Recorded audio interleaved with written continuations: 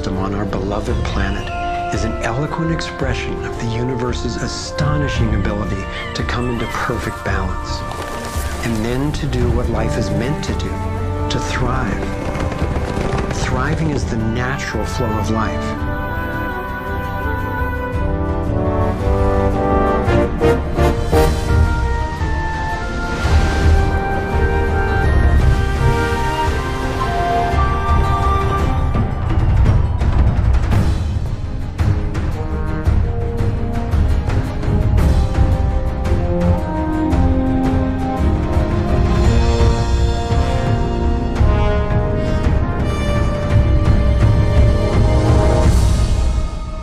Consider what is surely one of the greatest wonders of all, how a tiny egg and a single irrepressibly plucky sperm can unleash a process that brings forth in the end another one of us.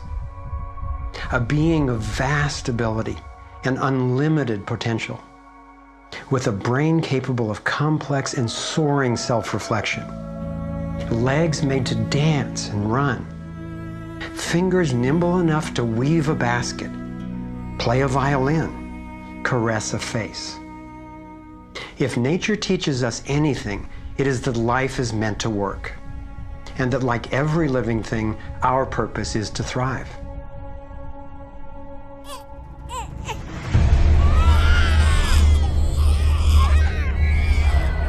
And yet, for the majority of people on the planet, life is not about thriving.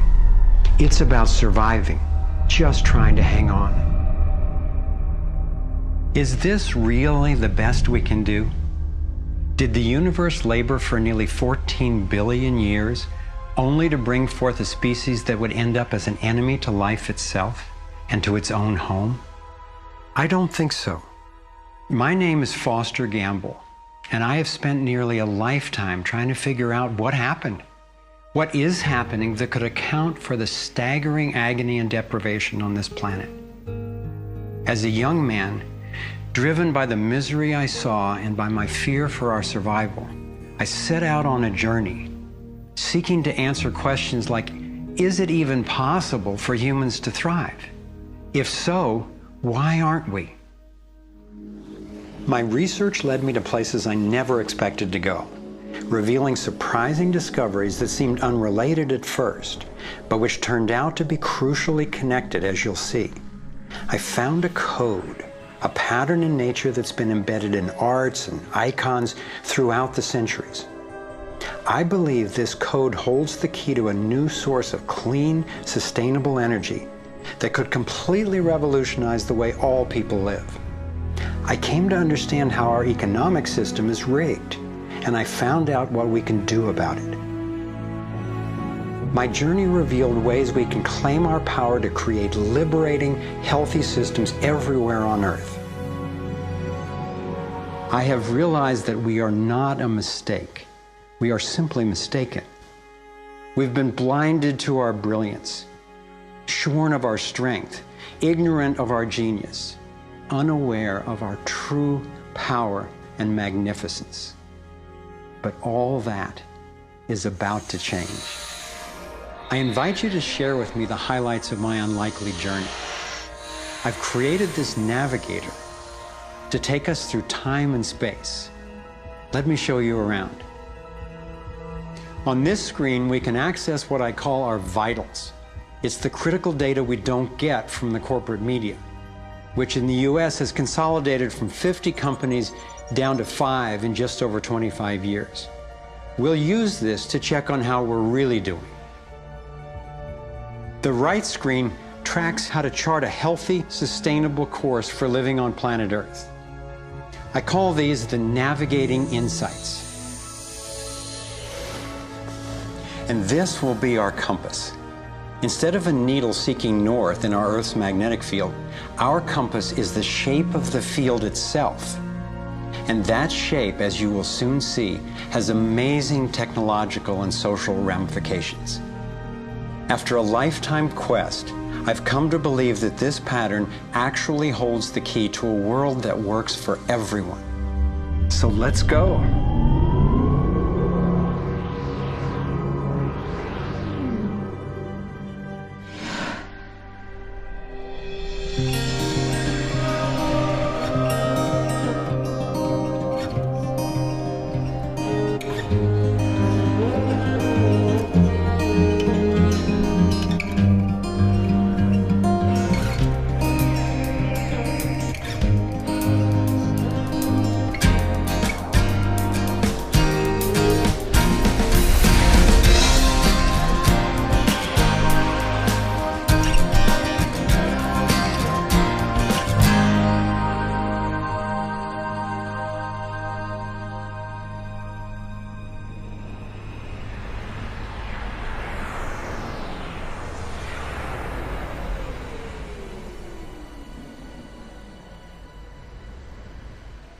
I grew up in a world of privilege and power, attending elite private schools and then Princeton University.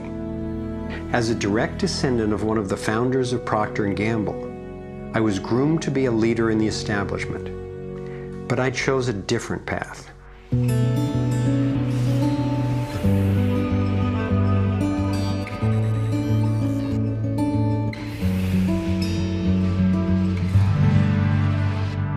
I began to wake up when I was in elementary school. Adults were teaching me that the way to protect myself from a nuclear explosion was to duck under my desk and cover my head. That's when my serious questioning began. A couple of years later, I had a direct experience of universal energy. It happened one day when I was riding on a school bus, gazing out the window.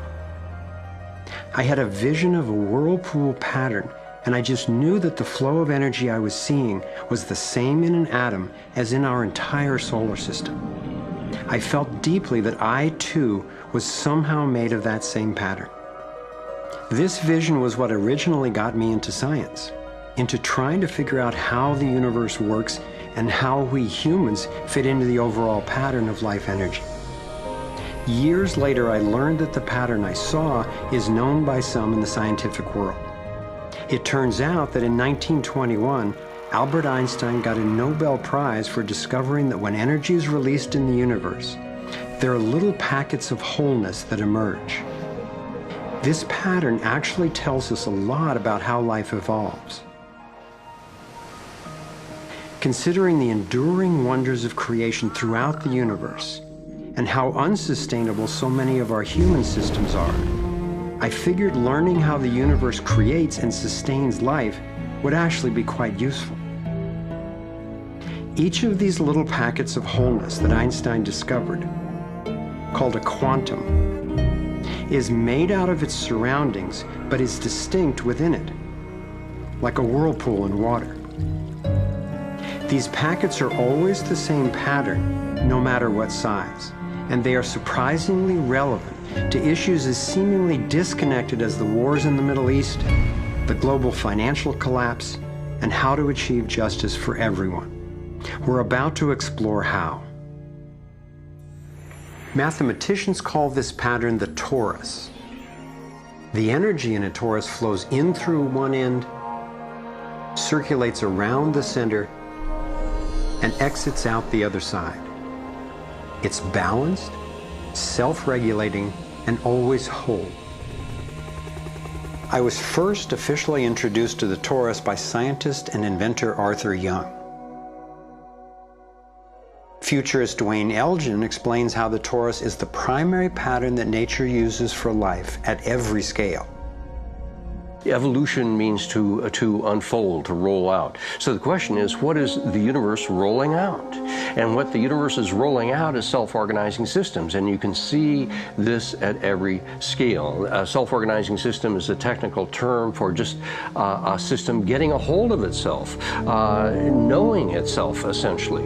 And if we go to nature, we can look at and we can see these self-organizing forms throughout. We can see it in the cross-section of an orange, the cross-section of an apple. We can see it in the dynamic nature of a tornado. We can see it in the magnetic field around the Earth, a similar magnetic field around an individual. We can see it in the structure of an entire whirlpool galaxy.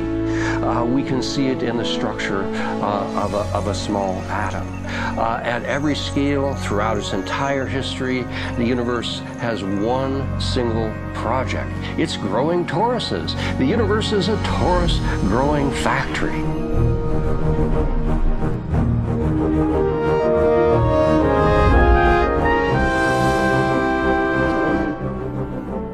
These toroidal dynamics are visible at various scales. One of them is at the galactic level, which are huge spinning structures with billions of stars in it. Looks like typically big arms of galaxies spinning around, and they have vortices that goes from the center out to the edge of the galactic halo that surrounds them. Stars move from this galactic disk out to the halo, down the vortices, and back out again. Stars like Arcturus, for instance, we know have done that path already. That's the appropriate description even for the atmosphere of our planet. The weather goes from the North Pole down to the equator and then back up, from the South Pole up to the equator and then back down. Even the dynamics on the surface of the sun are very similar. Of course, here we're looking at it from an external perspective on a small scale model. When you look at the solar system embedded in the galaxy, embedded in the cluster, embedded in the supercluster, we're traveling in this boundless sea of infinite torus flow.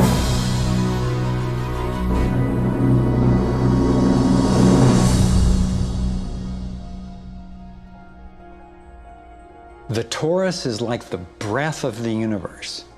It's the form that the flow of energy takes at every scale of existence. But there's also an underlying structure in how the flow fits together, sort of like a skeleton. It's called the vector equilibrium, a term coined by one of the 20th century's greatest thinkers, Buckminster Fuller. Inspired by Fuller's visionary work, I spent decades researching the dynamics of the vector equilibrium and the torus.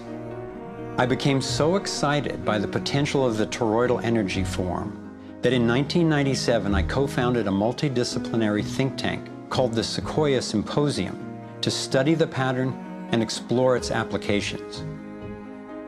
Our collected research convinced me that the torus and the vector equilibrium are primary patterns, fundamental to the creation of the universe at all scales. At the Sequoia Symposium gatherings, I learned of inventors who claimed they were using the torus dynamic as the basis for devices that generated energy without combustion. This revolutionary development, accessing what's sometimes called zero point or radiant or free energy, is now being called most simply new energy technology. Given that so much of the suffering in our world is the result of lack of access to energy, I realized that free, unlimited, clean energy would be one of the greatest breakthroughs in history. It could not just improve, but actually transform the quality of life on this planet.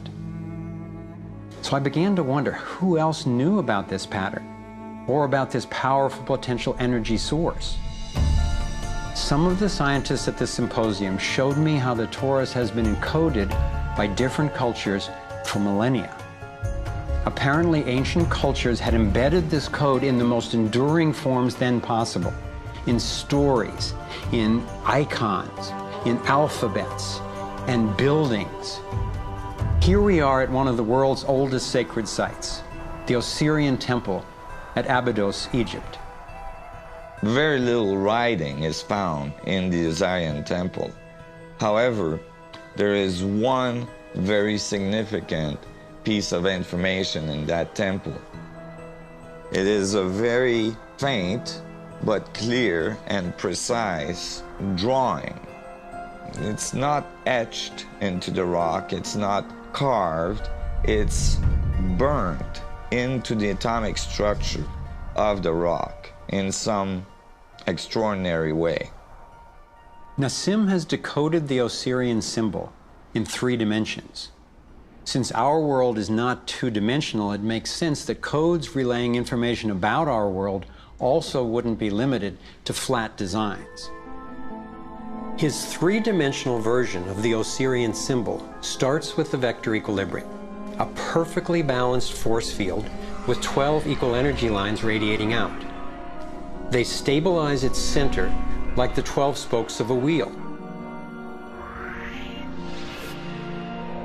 The primary pattern of balanced energy flow around this structure is the torus.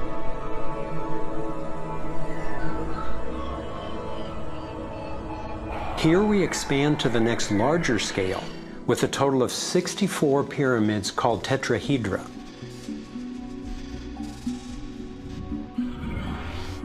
If we then put spheres in, representing the toroidal energy field surrounding each of the pyramids, and then we drop away the pyramids, we end up with a matrix that is, amazingly, an exact overlay for the Osirian icon, a three-dimensional model of the same pattern that was burned into the rock wall of the Egyptian temple thousands of years ago. Now we travel across continents, from Egypt to China, where the same geometry appears at another sacred site built in 1420. Then you go to the Forbidden City, where the sun gods reside, and where you find at the entrance the Fu dogs, the guardians of the knowledge. They guard the knowledge under their paw. The same geometry of 64 energy units is encoded again. I started wondering, is it just a coincidence that the exact same design appears in significant places on two different continents? But then Nassim showed me that this geometry of 64 is encoded time and again in cultures across the centuries and from all over the world. The Hebrew Kabbalistic tree of life creates the same structure we just saw, with the vector equilibrium again embedded at every level. The ancient Chinese system of wisdom called the I Ching is based on 64 hexagrams, symbols with 6 lines in a set, some continuous, some broken. These can be put together as the 6 edges of a tetrahedron, and together would form the 64 tetrahedron crystal.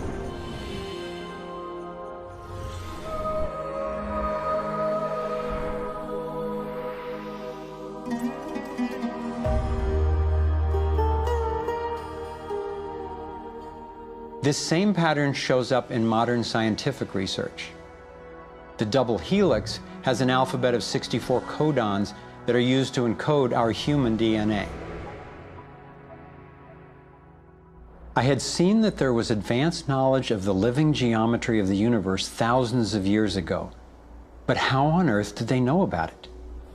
Most of the stories of ancient Egypt and Mayan and Incas talk about sun gods coming to the earth and teaching them engineering and writing and all of their science. I started to wonder if all these sun gods were not advanced civilization coming from another part of our galaxy. These texts and many ancient cultures describe them as coming in flying boats, or in the Vedic tradition, flying machines, and so on. There is many mention of these sun gods coming through time.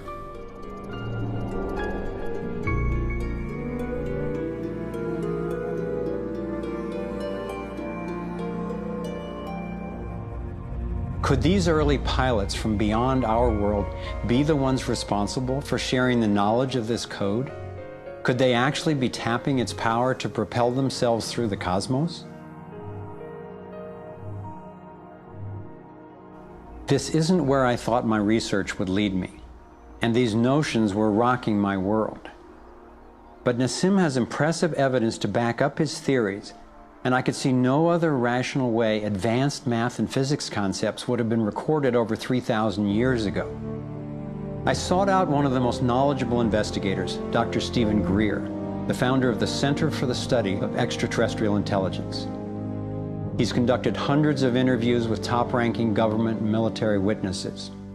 And so when we talk about extraterrestrial intelligence, we're talking about civilizations that have reached the point of being sentient like we are, but whose technologies and perhaps social capabilities are such that they've been able to become interstellar or interplanetary civilizations. And when you look at the fact that the most conservative estimates are in the Milky Way galaxy that there are at least 10,000 Earth-like planets that have intelligent life on them, and that at least half of them are likely to be as advanced or more than ours.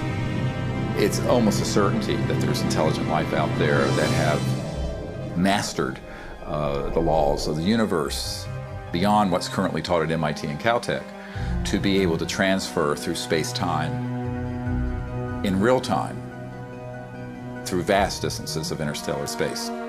We have over 4,000 cases where these objects have landed on terra firma and left physical evidence.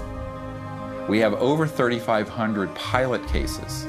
We have hundreds of cases, including ones from the highest ranking investigator at the FAA, John Callahan, and numerous other operators where these objects have been tracked on radar going tens of thousands of miles per hour or dematerializing and then reappearing in another point in the sky. Yes, there have been ET visitation, there have been crashed craft, there have been material and bodies recovered. We have contact with aliens not originating from some foreign country, but from some other solar system. And I have been a party to that. There were documents that I have seen that refer to the Roosevelt having several instances of UFO flyovers, and particularly after they took on board nuclear weapons. And my SEAL told me, Jordan, this, what have you got in your log? This never happened. The crew going on duty and the crew coming off duty all saw the UFO just hovering in midair. It was a metallic circular object, and from what I understand, the missiles were all shut down. That means they went dead, and something turned those missiles off. Now, remember, all this stuff is flying at several thousand miles an hour. So this thing fires a beam of light at the warhead, hits it, and then this thing flies up like this. Meanwhile, we're all going like this, fires another beam of light, goes around like this, we're going like this, fires another beam of light, goes down like this, fires another beam of light, and then flies out the way it came in. And the warhead tumbles out of space. The feeling at the time was that it must have been extraterrestrial. They took the film and they spooled off the part that had the UFO on it, and they took a pair of scissors and cut it off. They put that on a separate reel, they put it in their briefcase, they handed Major Mansman back the rest of the film and said, "Here, I don't need to remind you, Major Mansman, of the severity of a security breach. We'll consider this incident closed." But who do you tell that you were involved in a UFO incident without them looking at you like you ain't wrapped too tight?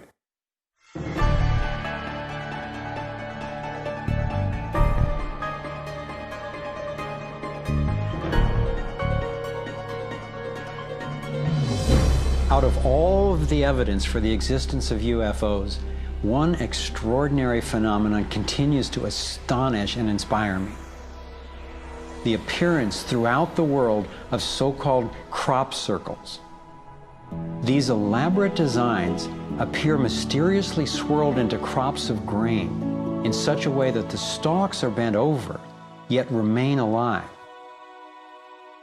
More than 5,000 of these patterns have appeared in over 30 countries, most of them in England. The media has led many people, including me at first, to write these crop patterns off as hoaxes, the nighttime work of a few pranksters. Of course, there have been faked versions, but those made by human hands are crude compared to the vast majority of these elegant creations. Could hoaxers have created all 5,000 of these patterns? Could a few people with ropes and boards have created something as complex and beautiful as this one, made in the dead of night in a driving rain and leaving no footprints in the soil? The electromagnetic field over the area where the crop's been laid down to create the image is often electrostatically charged. Some of these areas are littered with strange magnetic particles. One of the most amazing crop designs is not a circle, but a rectangle that seems to be a direct response to a message sent out into space in 1974. The message was a radio signal depicting our planet's location in our solar system and Earth's people, in hopes that it might be received and interpreted by an extraterrestrial intelligence. 27 years later, in 2001, this crop design appeared in England, along with what could be a self-portrait of the sender. This message matches the format of the NASA signal and describes a different solar system from ours, a picture of the sender, non-human DNA, and a microwave antenna they apparently used to communicate, rather than the radio antenna that we used. The antenna symbol had appeared a year earlier in exactly the same field, right next to a working radio wave antenna, like the one NASA used to send out the original signal. NASA continues to officially deny extraterrestrial contact of any kind. And yet, year after year, these spectacular creations appear.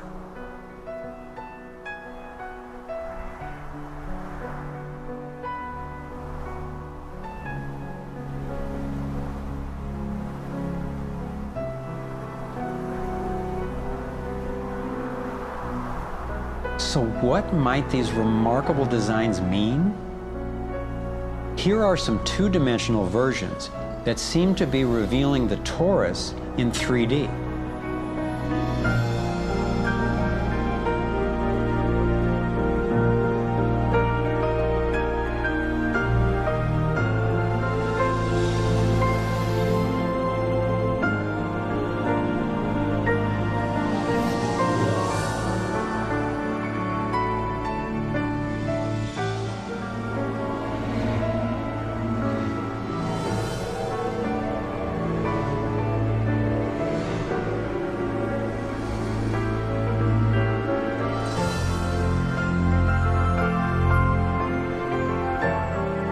Here is the vector equilibrium.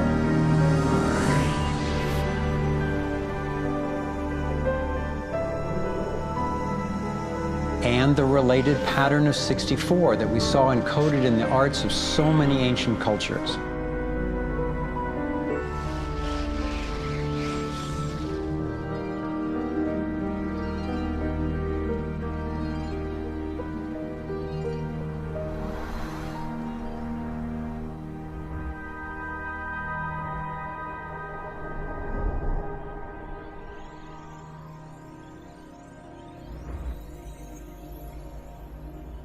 When I saw the coherence between the crop circles and the ancient encodings, I thought regardless of whoever created them and wherever they're from, there must be an important purpose to these designs. They're so coherent. I've come to believe that the pattern of the torus and the vector equilibrium, especially in the form of the 64 tetrahedron crystal, is showing us how energy works in the universe so that we can learn to align with it. I believe that they're giving us a model for accessing energy in a clean, safe, and limitless way, and a new means of propulsion. What more important message could there be to get to us, and especially now, from their perspective, as we're beginning to extend our careless reach beyond our planet? I got further confirmation of this notion when I met Dr. Jack Kasher, a former professor of physics at the University of Nebraska, who has also researched UFO phenomena. Presenting at a Sequoia symposium, Dr. Kasher showed a remarkable series of drawings by a woman named Lane Andrews, who claimed to have been invited onto an extraterrestrial spacecraft. I was startled to see her detailed sketches of the toroidal energy field that she said propelled the vehicle and protected the passengers. I subsequently interviewed James Gilliland. James has many hours of UFO footage from his ranch near Mount Adams in Washington State. He also claimed to have gone on board an alien spacecraft. What blew my mind was that he had never met Lane Andrews and had no knowledge of her experience, yet he described a phenomenon that was amazingly similar: numerous ships with spinning rings of light. Could it simply be coincidental that James and Lane described the same torus dynamic, and that both of these people have been harassed extensively by government and military agencies? To some, the idea of UFOs may sound crazy, and yet from another perspective, it is completely plausible. The Earth is about 4.5 billion years old. That's 4,500 million years old. What if there's another planet that's almost exactly like us? Almost exactly. 4,501 million years old. They're a million years ahead of us. And on a galactic scale, they're almost our twin brothers. So where are we going to be in a million years? We'll have solved all these problems, and there's another way, whether it's wormholes or warping space. There's got to be a way to generate energy so that you can pull it out of the vacuum. And the fact that they're here shows us that they've found a way. This is a major shock to the human system that is in process. I understand why people in our generation, people who aspire to positions of political leadership, etc., never dare go near that question, because it's a worldview challenge. It's a fundamental worldview challenge. So here we are, a relatively immature species struggling with possible self-destruction. If aligning with the torus does hold the key to a new form of clean, safe energy access, imagine the implications. This could be the most important technology breakthrough of our times. So who wouldn't want to have an energy source that's unlimited and freely available? That turned out to be a key question. And that's what led me down the next rabbit hole.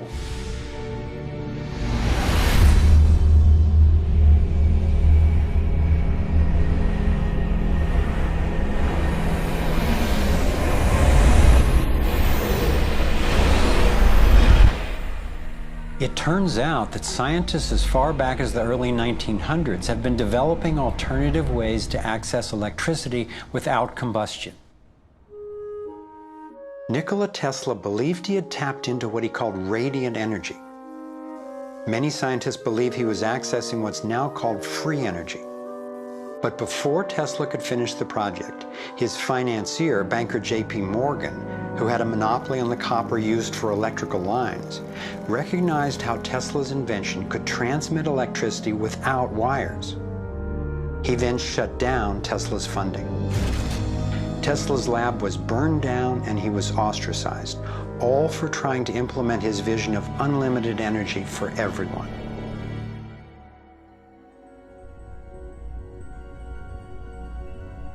A modern-day inventor, Adam Trombley, was inspired by Tesla's work and by the possibilities of the torus. Trombley built a dynamo, a direct current generator that accessed electrical power right out of the air. We were trying to demonstrate that by mimicking the magnetic field of a planet and rotating this device, we could actually create a dynamo that would work. And in fact, it did work, and it does work. So when we contemplate nature, when we contemplate Jupiter, or we contemplate a dynamo like the Earth rotating in space, we're basically talking about a magnet which is rotating in space. And the lines of flux of the magnet are pouring down and through in this toroidal pattern of the magnetic field. It's also expanding and contracting. It's breathing. It's taking in the energy of space literally and transforming it. Right here in this toroid, we have enough energy to transform the entire Earth. And that's not just a theoretical statement, it's literally true. To contemplate the implications of this means that every single place on Earth suddenly has power. Every single person on Earth suddenly has power. We have universal abundance. Trombley had been invited to demonstrate one of his generators at the United Nations and the US Senate. But these events were undermined by the first Bush administration. Then the device itself was taken in a government raid. Trombley's experience isn't unique. Almost every time I found an inventor with a promising new technology in the field of free energy, he told a similar story of suppression. Inventor John Bedini began working with Tesla's theories of radiant energy decades ago and has produced an assortment of battery charging devices that generate more energy than it takes to run them. He announced that he was going to start offering them at low cost. Soon after that, he was attacked in his lab and warned not to produce the devices. For his own safety, he had to let go of marketing free energy. These are all devices from labs I personally visited.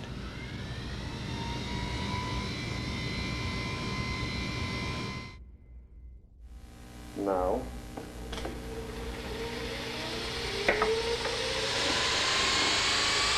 Now, the quality of this footage is obviously poor, and I'm not expecting this to convince you. My point is that being there with these inventors, accompanied by experts, and seeing these new energy devices in operation convinced me that the technology is real. And the implications of that to me are absolutely thrilling. Canadian John Hutchison not only created some free energy batteries, but also used Tesla's theories to counter gravity, to make objects float. This could revolutionize the field of propulsion. His lab was raided and equipment was taken by police and government officials in 1978, 1989, and again in 2000. One of the scientists we were going to interview for this film was Dr. Eugene Malov, an engineer from MIT and Harvard, and editor of Infinite Energy magazine, which covers both theoretical and technological developments in the new energy field.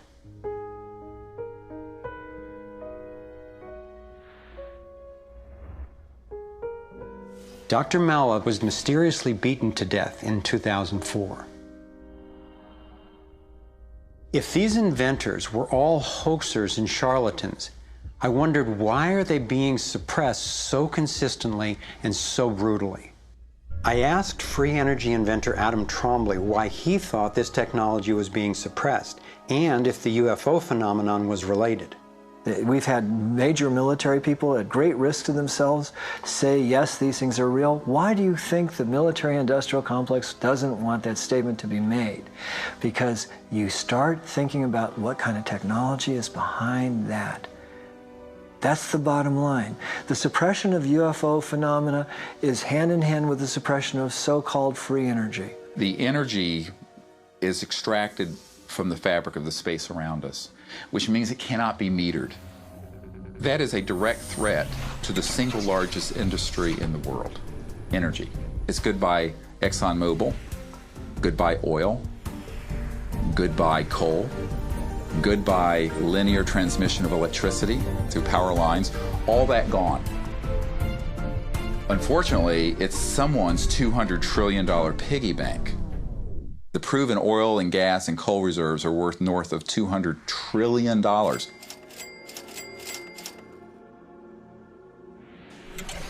This information coming out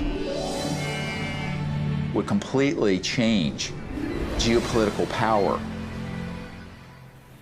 more than anything since, well, in recorded human history. And it would happen in a generation. I started to examine the breakthrough solutions, and much to my surprise, these concepts have been proven in hundreds of laboratories throughout the world, and yet they have not really seen the light of day. Rather than smashing things together and trying to control the explosion, these new technologies rely on blending, of dancing with what naturally is. The common denominator of all the free energy devices I've seen is that they mimic, in one way or another, the torus energy shape. You don't have to believe in free energy technology to be concerned about the repression of ideas and inventions. I found myself thinking, what better way to justify our dependence on oil, coal, nuclear, and other dangerous and dirty technologies than to claim there are no better, cheaper alternatives? It was my beloved wife and creative partner, Kimberly, who kept bringing me back to the human implications of my scientific research. For me, as intriguing as the torus and ETs and free energy are, the most compelling question was, would understanding these things really help alleviate human suffering in any way? And it turns out it can. So much of the pain on the planet has to do with the lack of access to energy. Can you stay warm? Can you get food and water? Can you get hospital care? All that has to do with energy access. If there is a fundamental pattern, which makes sense to me that evolution would be efficient in that way, and we can align with that pattern to create new technologies that will solve these problems, then it's worth it to me to open my mind to these socially taboo subjects. If the new energy technologies were to be set free worldwide, the change would be profound. it would affect everybody. It would be applicable everywhere. These technologies are absolutely the most important thing that's happened in the history of the world. So given the stakes, I decided to ask who's benefiting from suppressing scientific research?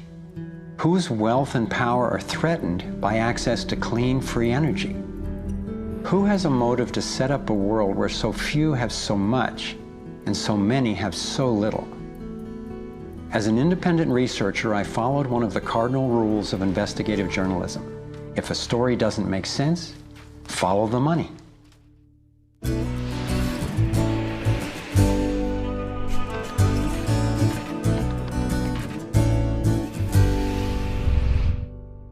Our being dependent on oil ensures that energy corporations continue to reap phenomenal profits. I see them committing huge resources to undermine energy alternatives, to control global reserves, and to maintain high oil prices. They have enough money and influence to suppress anything that might threaten their monopoly. So who's behind the huge energy corporations?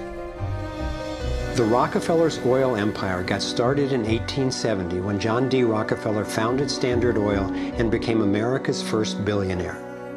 Standard Oil has since morphed into ExxonMobil and others. And the Rockefellers control our food as well. They were primarily responsible for the global shift to large-scale petroleum-based agriculture. I remember the so-called Green Revolution of the 1960s and 70s. Like most people, I thought it was a great thing. It was, however, based on the planting of huge plots with a single crop using vast amounts of oil-based fertilizers, herbicides, and pesticides. The Green Revolution was the brainchild of the Rockefeller Foundation's Natural Science Division in partnership with large agricultural corporations.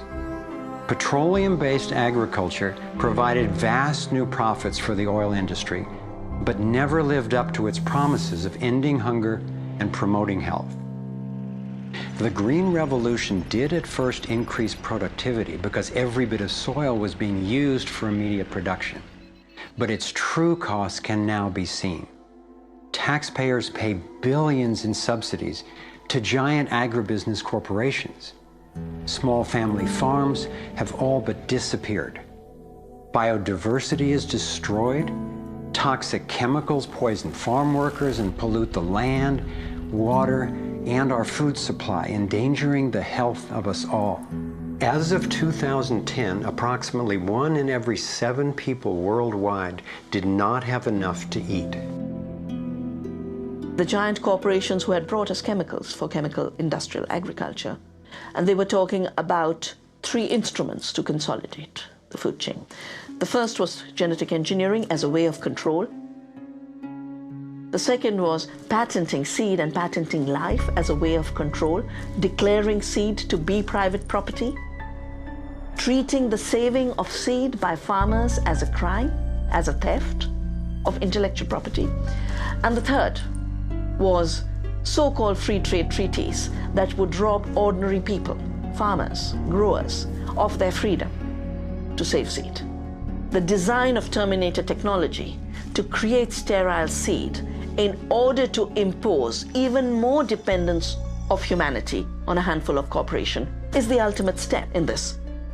We are, through what we are doing with seed, literally for the first time, creating a new colonization, which I call the colonization of the future.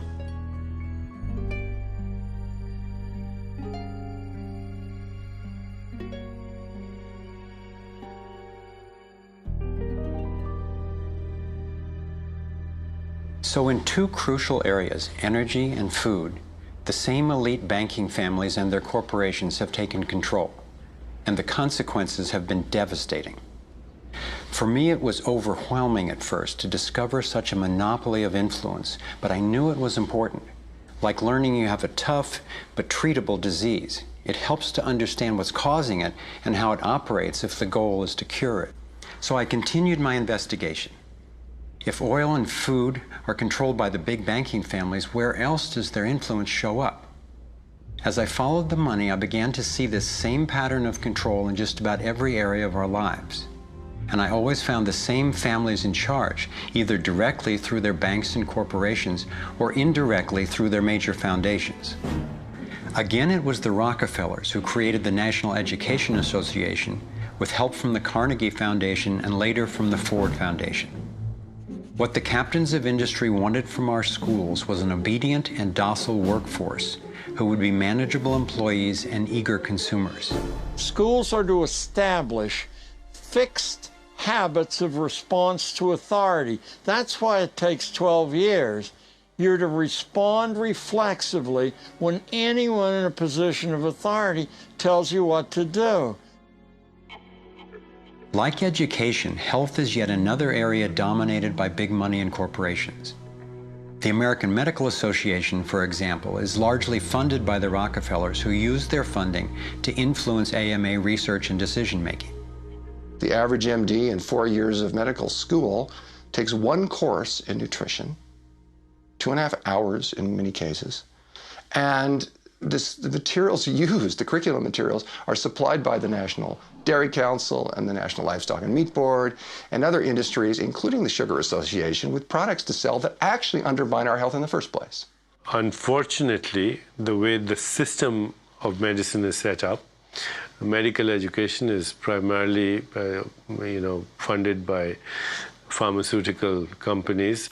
So there's a motive to make and sell as many drugs as possible.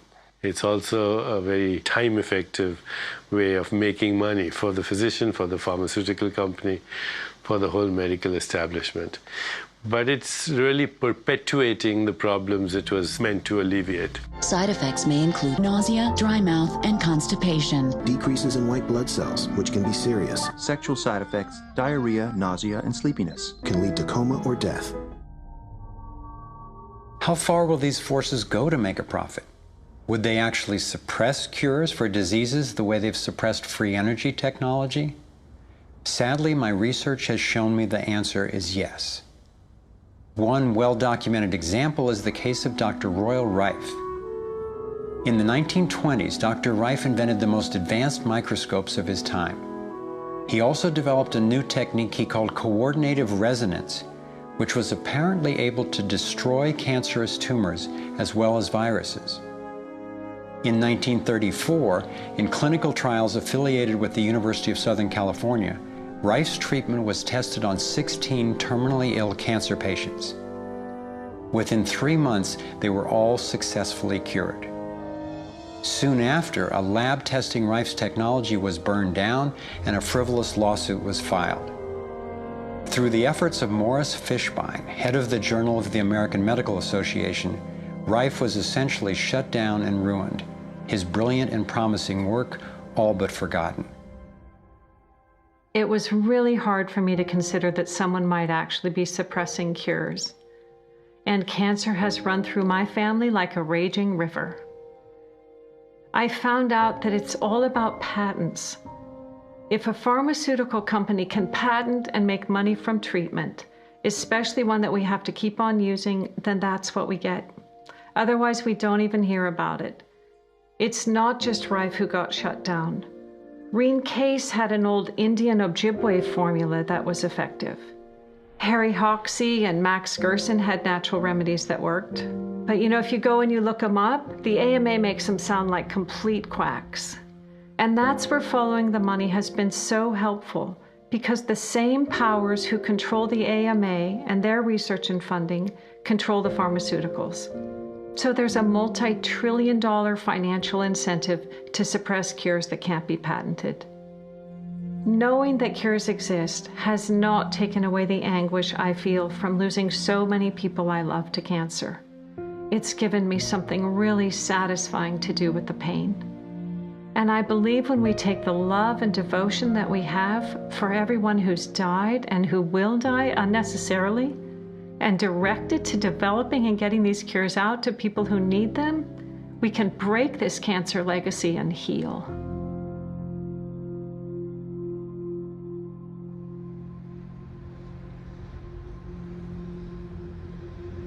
As difficult as it was for me, I have come to an inescapable and profoundly disturbing conclusion.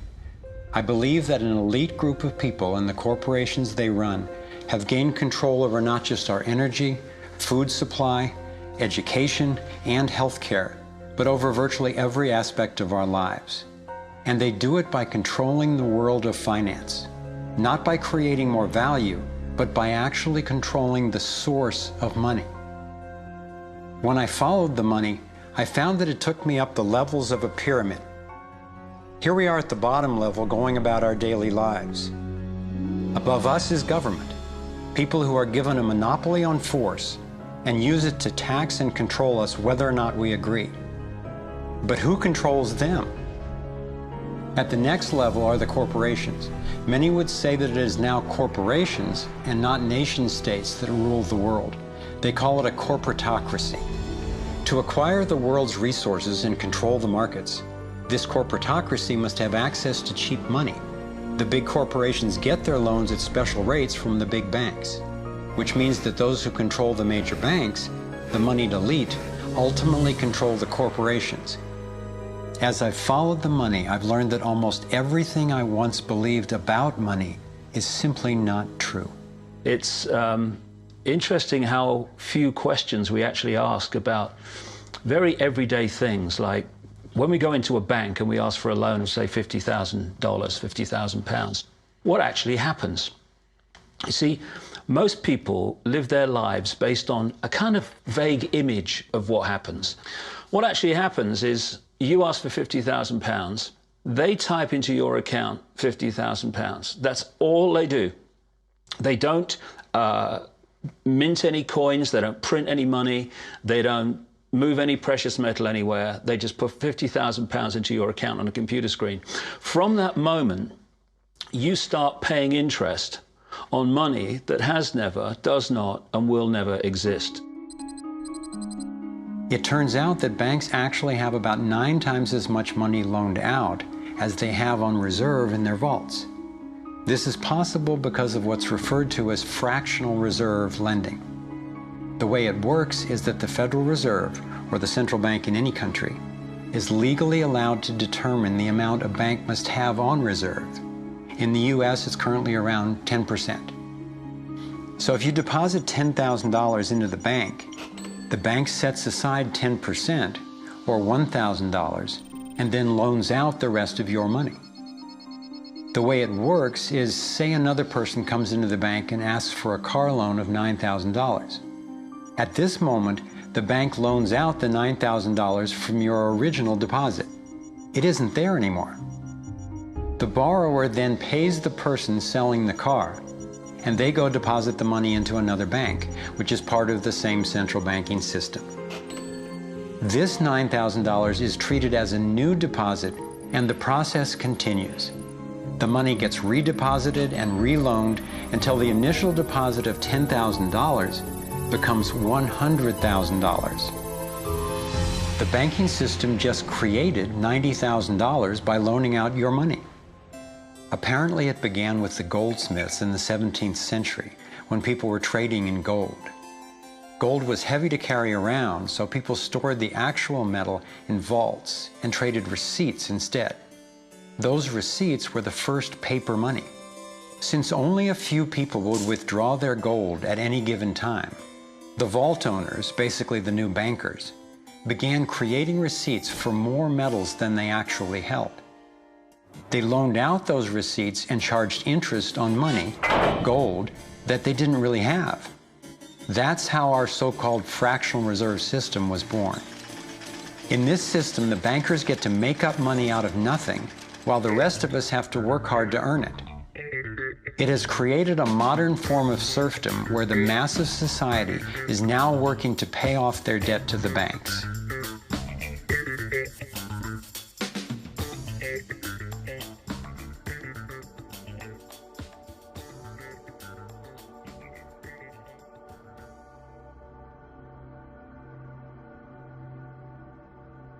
Under this fractional reserve scheme, we inevitably become debt slaves to a ruling class of financial elite, not because they are better or smarter than anyone else, but because they have rigged the system to benefit themselves at the expense of most people on the planet. Catherine Austin Fitts is an expert on this issue. She was an Assistant Secretary of Housing and Urban Development under President George Bush Sr., and then an advisor to the Clinton administration. Let's set up a game of Monopoly and you want to buy Park Place. What I can continually do is just print money, give myself more money, lower the value of your money by printing more. No matter how hardworking you are or how successful you are, I can always end up buying you for free. So how come if you or I make up money, it's called counterfeiting, but if the banks do it, it's increasing the money supply? How did the banks get this power? This is Jekyll Island, where in 1910, representatives from the Rockefellers, Rothschilds, Morgans, and other private bankers gathered secretly to draft the legislation that would create the Federal Reserve. Ed Griffin literally wrote the book on what happened at Jekyll Island. Central banks are banking cartels which have gone into partnership with the respective governments in the countries where they operate.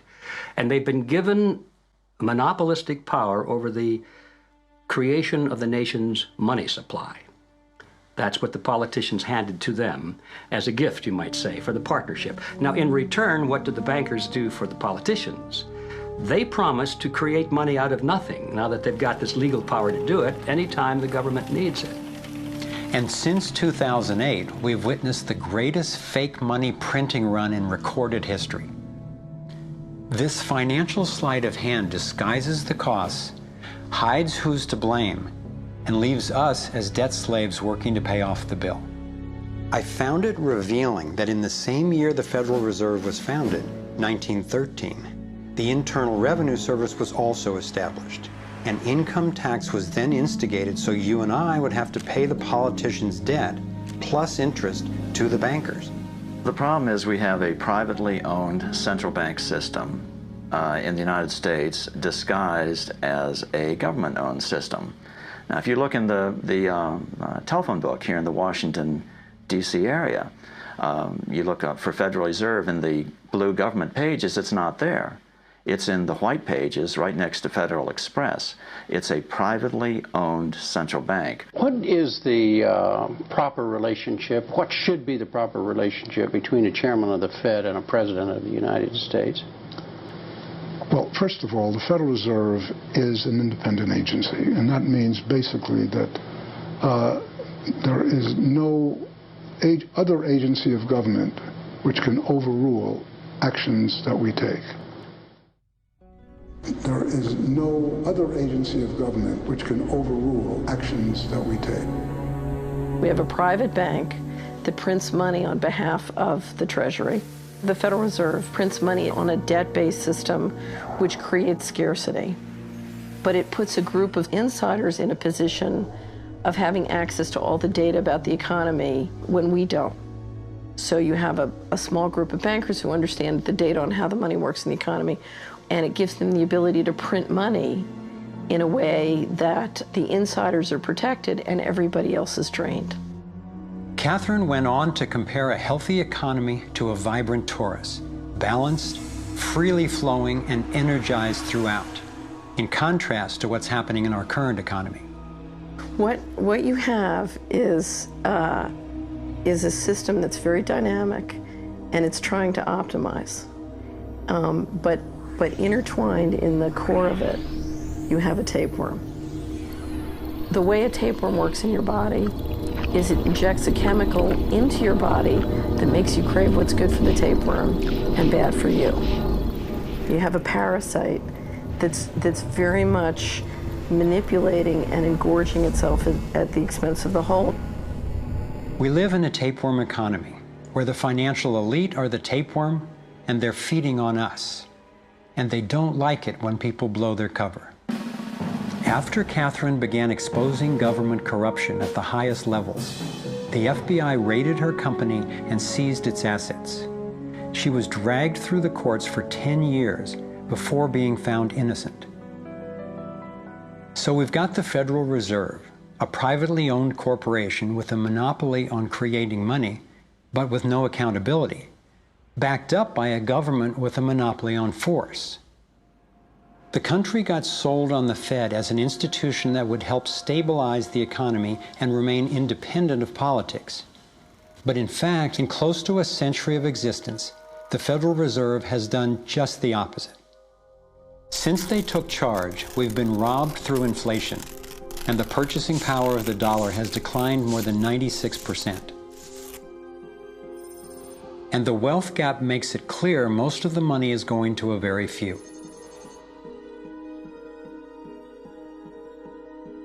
Only 16 years after the Federal Reserve was in power, America experienced the Great Depression. My research revealed that before the big crash in 1929, the elite bankers pulled their money out of the stock market. After the crash, they used that money to buy up cheap stocks and smaller failing banks for pennies on the dollar. Among the bankers who consolidated their wealth this way were the Rothschilds, Rockefellers, and Morgans. A similar scenario played out in the 2008 financial collapse, with the same bankers benefiting. In the years leading up to the collapse, the biggest banks, including Bank of America, Citigroup, and Chase, controlled by the Rothschilds, Rockefellers, and Morgans, were bundling and trading bad loans that they knew would eventually fail. It's like putting rotten oranges in a box and selling them as grade AAA. The bundlers of the debt knew it was only a matter of time before someone would open that box and see that the content was worthless, since they were the ones who packed the boxes in the first place. When the rotten oranges, what we hear about as unsound loans, derivatives, and credit default swaps, were finally discovered, everyone was impacted. People lost their homes, their jobs, their businesses, and their retirements. Meanwhile, the biggest banks who created the problem in the first place were the ones who got bailed out. Why's that? Why would the Federal Reserve give trillions to the banks, even though the majority of Americans were against bailing them out? And why not help those most in need rather than the perpetrators of the financial collapse? My research led me to believe that the same people who created the Federal Reserve, the Rothschilds, the Rockefellers, and the Morgans, still control it, and they use this scheme to bail themselves out at our expense. Many of the banks created are still the most powerful lobby on Capitol Hill, and they, frankly, own the place. I'm convinced that the near collapse of the economy in 2008 resulted from an orchestrated pump and dump scheme designed and executed by the big bankers to consolidate wealth and power. David Icke explains how he sees the Federal Reserve rigging the so-called business cycles. Stage one, it's like throwing a fishing line out. Stage one, you put lots of money, units of exchange, into circulation. You do this by pushing interest rates down, by making lots of loans. This is the part of the cycle we call a boom. Because there's lots of units of exchange in circulation, there's lots of money changing hands. That generates lots of economic activity. That generates jobs. And as more and more money is spent, there's more demand. So companies take out more loans of fresh air money to increase their production. People get confident in their everyday lives. Hey, you know, I work for this company, they've got lots of orders, it's really going great, my job's safe, I tell you what, we can have a bigger house. Then they start to change it. What they do is they pull the fishing line in. They push interest rates up. Now, fewer people, are taking out loans, and they make the criteria for having a loan from the bank stronger anyway. And also, now, as interest rates have gone up, a larger part of people's income is going to pay back the extra interest and not being circulated in buying things. Suddenly, there's nothing like as much money in circulation, and therefore, fewer things are being bought. Companies start to go down in terms of their profits. They start to shed jobs, and they start to go out of business. People lose their jobs, they can't pay the mortgage anymore of the big house they took out in the good times. Now what the banks are doing is starting to reel the fishing line in, because as they go bankrupt, companies and individuals, the banks get the real wealth, the property, the land, the resources that they had signed to them for lending merely figures on a screen. Now this economic cycle of fishing line out, fishing line back, lots of units in circulation, pull them in, has been going on for centuries. And what it's done, it's stolen and accumulated the real wealth of the world in the hands of the few.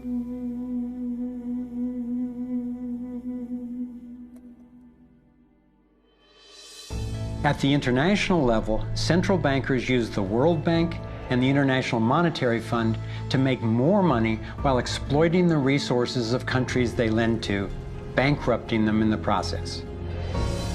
The central bank of central banks is the Rothschild-created Bank for International Settlements. The elite are positioning themselves to control access to virtually everything we need to survive. No matter where you go in the world, the money is controlled by the banking system. They decide if people eat or if they don't eat. Who's a billionaire and who lives on less than $1 a day? He who controls the money controls the world, and a very few control the money.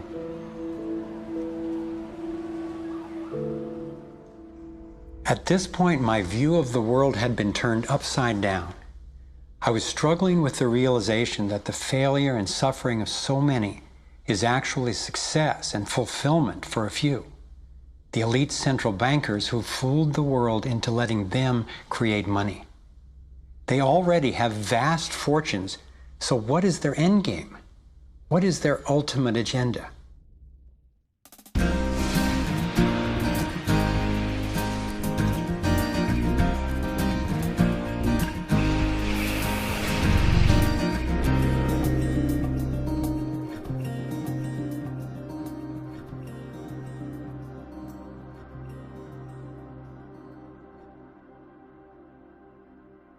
I kept running across compelling evidence and credible experts saying that the secret agenda of the banking elite is nothing less than total global domination.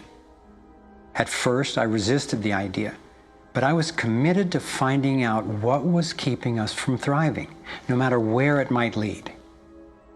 One night I woke up at 3 a.m. with the burning question: if this small group wanted to dominate the entire world, what would they need to control to accomplish it? I jumped out of bed and started making a list. First and foremost, they'd have to control money, and they do. Controlling money allows them to run everything else. They'd need to control energy, and they do.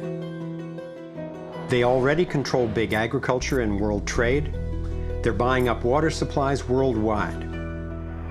They've got health in their pocket, and they're trying to suppress natural alternatives. Mainly, they'd have to control what information we'd get and how we'd react to it. In America, the internet, our greatest tool for communication and grassroots organizing, is currently not controlled or censored, but its open status is being attacked from all sides. Governments, corporations, and the United Nations are all attempting to take control. For complete domination, dissent has to be controlled. They'd need to take away our rights, spy on ordinary citizens, and track every aspect of our lives. As the day dawned, I knew that a powerful elite had almost everything set up to rule the world. And I had the frightening realization that Big Brother is not just coming, he's here now. We are already in the Matrix, so how do we get out? To envision that, I realized I needed to discover what their ruling structure looks like and how it works.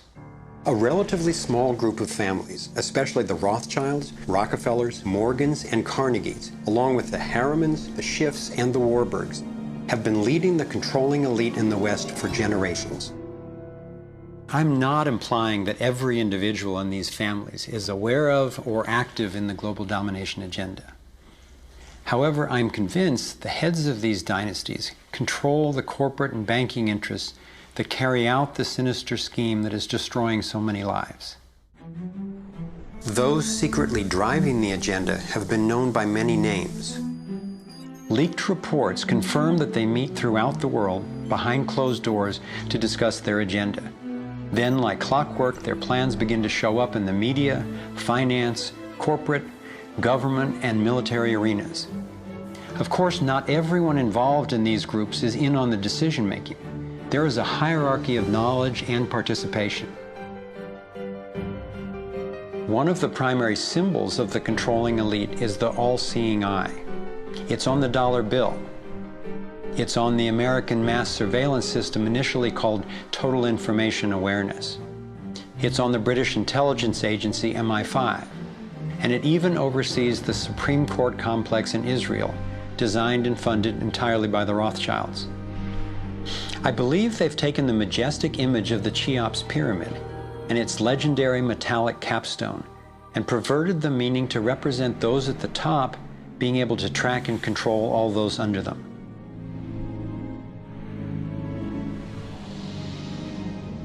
One of the painful ways this information has been used is by people who want to promote anti-Semitism. They wrongly call this a Jewish agenda and continue the ongoing racism that undermines and destroys so many lives. Let me be clear, this is definitely not a Jewish agenda. It's been documented that central bankers even funded both sides of World War II, as well as some of the corporations associated with Hitler's atrocities against the Jews. Since these people have more money than their families would need for generations, and since they have the power to create money, I don't believe wealth is their end goal. After you have all the material things that you could possibly want in life, what is left to excite you? And for many people, the answer is power, global power. They became intellectually elite. They began to think that they had a plan that was better than anybody else's plan. They got the idea that freedom is dangerous. If you give people freedom, you know what? They're probably not going to use it wisely like we think they should. We are smarter than they are. And for their own good, we should rule them. As I came to accept the idea of a ruling elite planning for total global domination, I began to hear these same people actually talking more boldly and publicly about it, only they call it the New World Order.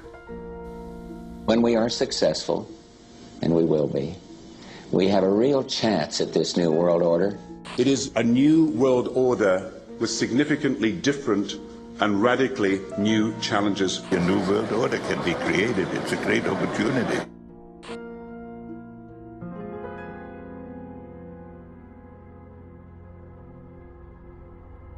Given the condition of our world, a new world order can sound like a great idea. But I had to distinguish between what I was discovering about global domination, a one-world government run by an elite few, and the reality of our global interconnectedness, which is the realization that at a fundamental and even spiritual level, we are not separate, we are all connected. But the agenda for global domination is really the exact opposite. It's a divide and conquer strategy to keep us all pitted against each other, thinking that it's the Democrats or Republicans, the liberals or conservatives who are the problem, when both parties are ultimately serving the same plan. I believe we're heading toward a totalitarian world authority, actually a military dictatorship, run by a tiny elite who have all the power and make all the rules.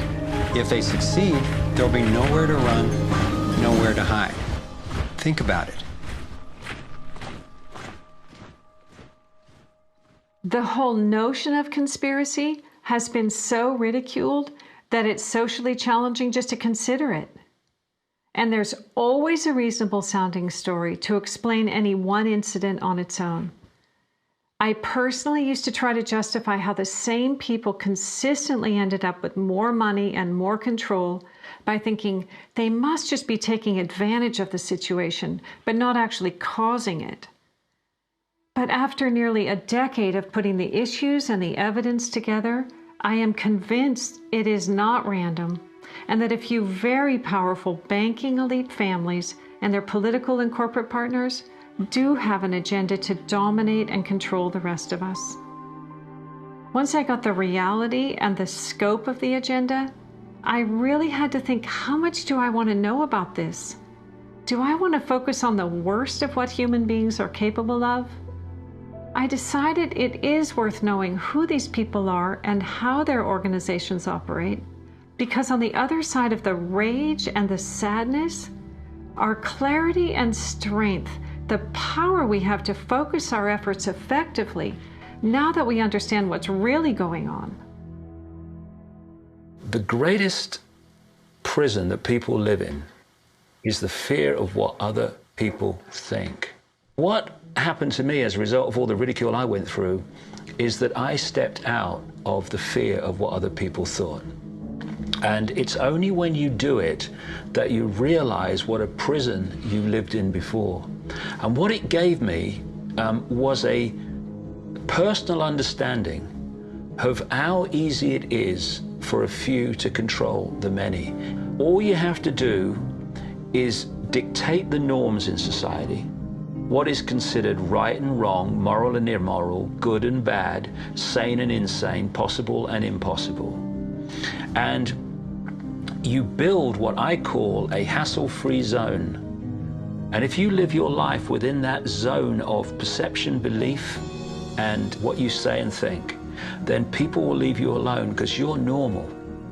Once you step out of that pen and you start to express your uniqueness, what the Illuminati have created is a whole human population of prison warders who are jumping on those that are stepping out of the norm.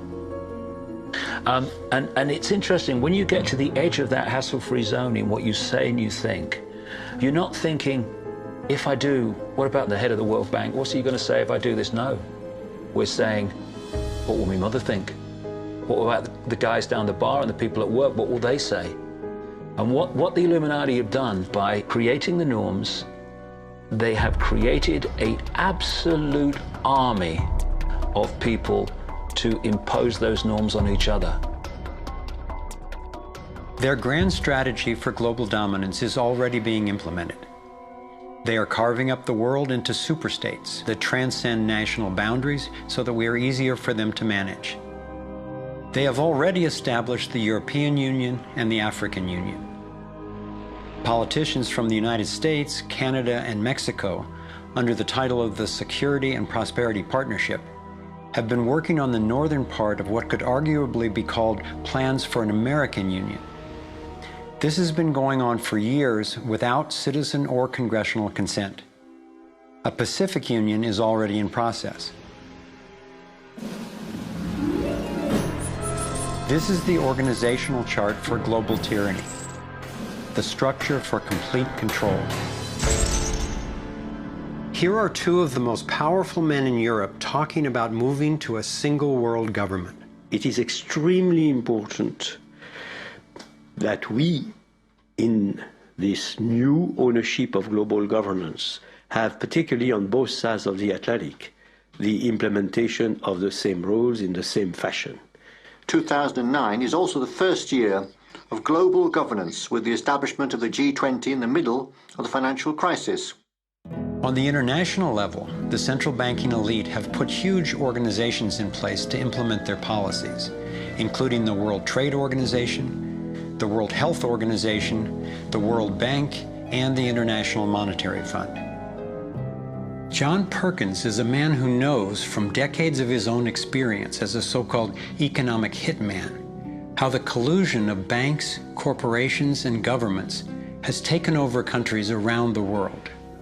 We use many techniques, but probably the most common is that we'll go to a country that has resources that our corporations covet, like oil, and we'll arrange a huge loan to that country from an organization like the World Bank or one of its sisters, but almost all of the money goes to U.S. corporations, not to the country itself. Corporations like Bechtel and Halliburton, General Motors, General Electric, these types of organizations, and they build huge infrastructure projects in that country, power plants, highways, ports, industrial parks, things that serve the very rich and seldom even reach the poor. In fact, the poor suffer because the loans have to be repaid, and they're huge loans, and the repayment of them means that the poor won't get education, health, and other social services, and the country is left holding a huge debt by intention.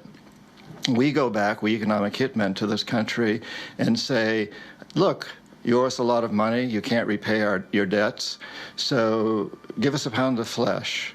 As soon as one of these anti-American presidents is elected, one of us goes in and says, hey, congratulations, Mr. President.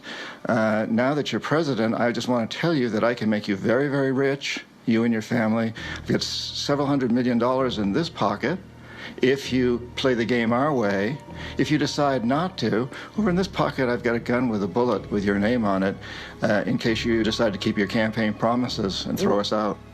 Sell our oil companies your oil real cheap, or vote with us at the next UN vote, or send troops in support of ours to someplace in the world such as Iraq. And in that way, we've managed to build a world empire with very few people actually knowing that we've done this. Like many people, I thought a conspiracy for global domination could not really work because basically people are just not that competent. I thought there's no way they could pull off such a scheme at the necessary level of control and secrecy. One of the false hopes is this is all happening because government is incompetent, and it's a giant mistake, and people really don't know. And of course, that's great air cover for the fact that the system really does know where it's going, and it's going where it wants to go, and it's being successful at it. Still, I wondered how could something that is so big and corrupt be kept secret? It's a simple structure, and if it wasn't simple, it wouldn't work. And it can be likened to a compartmentalized pyramid. If you look at any organization today, don't matter whether it's a transnational corporation, a university, a government, a secret society, they're all structured as a pyramid. And as the CIA and other intelligence agencies talk about, they have this need-to-know system. Only let people know as much as they need to make their contribution and no more. So you take a bank, an individual bank, not that there is such a thing. At the bottom, you've got the people you see when you pass your check over the counter in the bank. Now, they don't know what the bank manager behind them knows and is discussing. They only know what they need to know to do their job. The bank manager in the office behind them, he doesn't know or she doesn't know what's happening at the next level, and they don't know what's happening at the next level. And eventually, you've got a tiny few people at the peak of the pyramid of that banking structure. They're the only ones that know what the real agenda of the bank is and what the direction is that they're going and why. This kind of compartmentalization explains how the Manhattan Project, which developed the atom bomb in World War II, was kept secret despite having 130,000 people working on it. When I first let in the scale and the intentions of the agenda, I felt like I had the flu for about 2 weeks. But then it dawned on me. Here was this well-planned, well-orchestrated attempt to squelch human potential, and still our brilliance shines through. Even though we've been systematically distracted and repressed, people have come up with innovative, ingenious solutions to a huge number of the problems that we face. It's not our fault that we didn't recognize how organized and intentional this scheme is. It's our challenge. I looked at the kind of world the controlling elite have already given us, and I had to ask, what kind of world would we be living in if they had absolute and complete domination over everyone, everywhere? In this new world order of theirs, a tiny number of people would exercise total control over the lives of everyone through a system of intrusive surveillance, violent suppression of dissent, and debt slavery. Imagine tiny islands of opulence surrounded by a sea of misery, where the mission of the military is to protect the haves from the have-nots. I've come to believe that their endgame is truly ominous, and that they will stop at nothing to continue implementing their plan. As difficult as it may be for Americans to accept, I'm now convinced the agenda of the global elite includes destroying the financial strength and sovereignty of the United States. With its history of free speech and armed revolt, America represents the major hurdle to global consolidation of power. If they can succeed in bringing down this country, I believe the international elite intend to transfer the power and productivity of Americans to their one-world dictatorship, gradually taking over our lives in what David Icke calls the totalitarian tiptoe. Think about it. They've got us so deep in debt we can never repay it. They're collapsing the dollar, and they're attempting to replace it with a global IMF currency. This press for a global cashless electronic currency would enable a central authority to financially disable any individual or group in an instant. Now, for the first time in history, international taxes are being proposed under the pretense of addressing climate change. Like a Trojan horse, the suggested treaty unveiled at the 2009 Copenhagen Climate Conference appealed to our concern for the environment while distracting us from the fact that this unprecedented carbon tax would be paid to the World Bank and enforced by global police. There are ways to address our obvious need to curtail pollution without creating a tax base for tyranny. You want to change society in a way that you know that if you do it openly, you know you're going to get an adverse reaction. So you don't do it openly. You play problem, reaction, solution. Stage one, you create a problem. It could be a terrorist bomb, it could be a 9/11, it could be a run on a currency, it could be a stock market collapse, a government collapse. You tell the people your version of A, who did it, and B, why. And at this point, problem, reaction, solution would fall down if we had a media that was in any way related to journalism. Instead, the mainstream media is a public relations office for the official version of events. Turns out President George W. Bush was right about Saddam Hussein hiding weapons of mass destruction. The virtually only way or source of information that the public have about this event is from the mainstream media. And what they're looking at stage two of problem, reaction, solution is the reaction of outrage, of key fear. And they want the public to say to the government, something must be done, this can't go on, what are you going to do about it? And this allows stage three, which is those who've created the problem, glean that public reaction with a false story, to then openly offer the solutions to the problems they have themselves created. The idea of using tragedy, manufactured or simply utilized, was deeply significant in my finally understanding how far these people will go to achieve their goals. It's a documented fact that we entered the Vietnam War under false pretenses. Former Secretary of Defense Robert McNamara has acknowledged that the attack on a ship in the Gulf of Tonkin didn't actually take place. Our judgment that we'd been attacked that day was wrong. It didn't happen.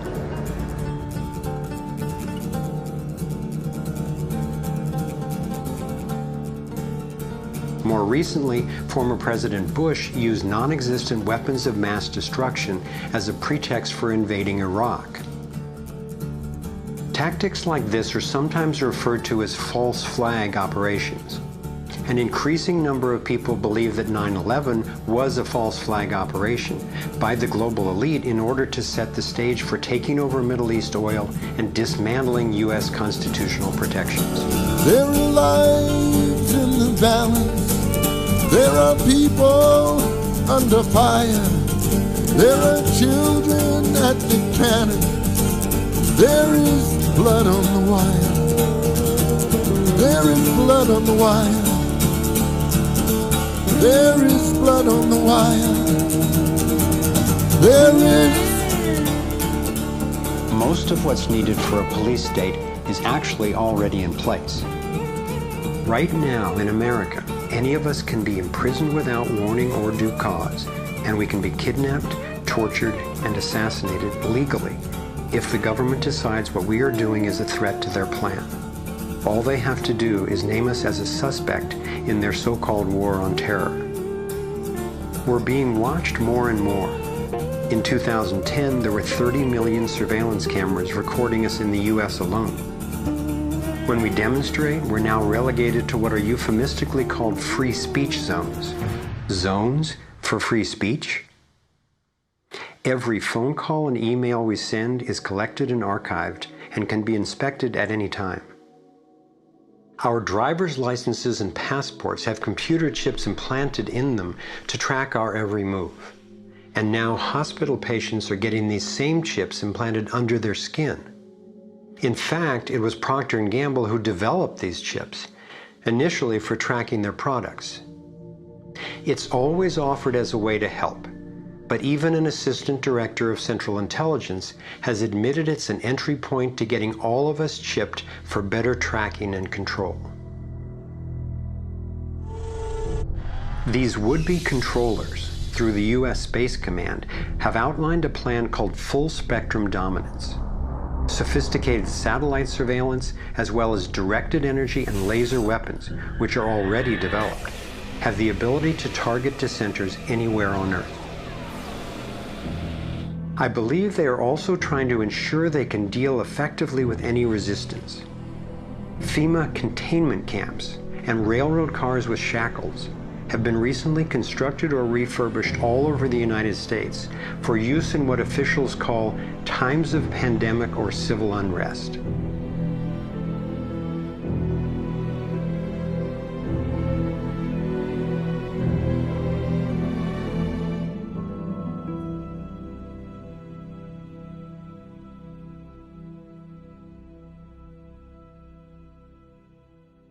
There's one more brutal realization about the global domination agenda that I need to share. This was a horrible one for me to grasp, but without it, this inquiry would be dangerously incomplete, and our solution strategies would be inadequately informed. In my research, I came across convincing evidence that their plan actually includes the elimination of the majority of the world's population. As sick as it sounds, it makes sense that they would be better positioned to succeed in their quest for absolute control if there are fewer of us to manage. Every time I've thought they wouldn't do that, I discovered I was wrong. I found startling documentation that eugenics is one of the core pillars of their plan. Eugenics is the practice where some people get to decide who's worthy to breed and who's not. Sterilization is one of the many insidious ways this covert plan is being implemented. In 1904, the Carnegies funded the first eugenics laboratory in Cold Spring Harbor, Long Island. The Rockefellers funded involuntary sterilization of people of color through their eugenics programs and funded the Kaiser Wilhelm Institute in Germany to further the racial supremacy agenda later adopted by Hitler. In 2007, the U.S. Department of Agriculture and Homeland Security funded a proposed project to aerial spray over 7 million people in urban areas of Northern California. After citizens organized against the plan, officials were forced to reveal that the spray included multiple toxins that can cause disease and disrupt the reproductive cycle. Fortunately, civil resistance stopped the project. The U.S. government has been caught over 30 times covertly experimenting with toxic chemicals on its own citizens, from soldiers, prisoners, and Native American reservations to entire towns and counties. Mass covert sterilization of women and girls, usually using secret additives to vaccines, has been exposed in Brazil, Puerto Rico, Nicaragua, Mexico, and the Philippines. These have been under the auspices of such programs as John D. Rockefeller's Population Council, the U.S. Department of Health, Education, and Welfare, where Nelson Rockefeller was undersecretary, and the Rockefeller-founded World Health Organization.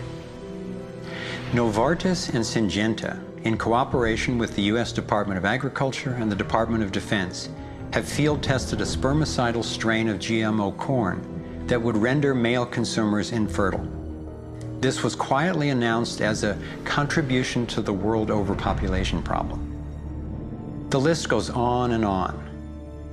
Right now, global human fertility is plunging. I'm convinced that this is no accident.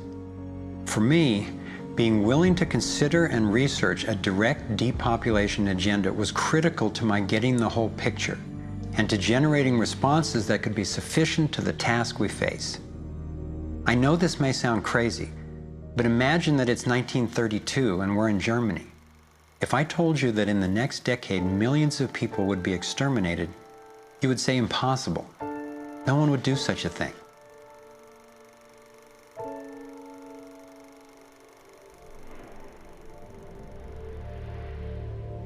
This is what depopulation looks like today. I'm convinced that I'm not overstating the case. Could I be wrong? Perhaps. But what if I'm not?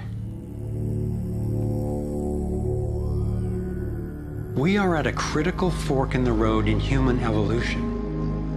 One road is leading toward tyranny and possible self-destruction.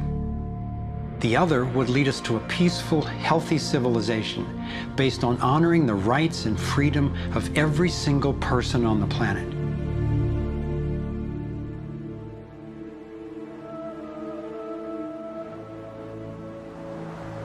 To set off in this new direction, it's up to you and me to clear that road.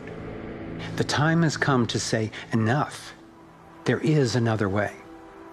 I believe that together we have the knowledge, the resources, and the solutions to meet that challenge.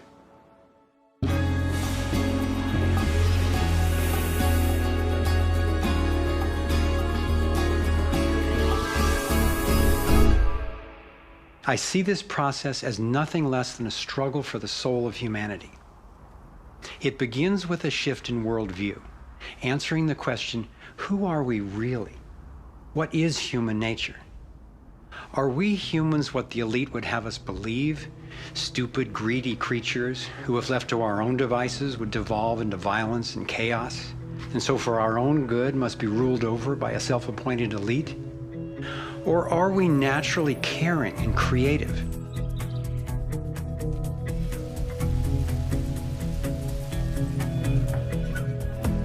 I believe when people are healthy and have what we need to survive, we can create a world based on integrity, freedom, and compassion. A world where everyone can thrive. Which of these two views will shape our future? That's our choice now. The agenda of the ruling elite is the product of a destructive worldview, based on their beliefs that there's not enough to go around, that some people are more deserving than others, and that their own safety depends on maintaining absolute control over the rest of us. In short, their worldview is based on scarcity and fear. But as powerful as they are, the architects of the New World Order cannot create their dreadful vision without our collusion. To stop them, to render their agenda obsolete, we have to wake up. We have to take action.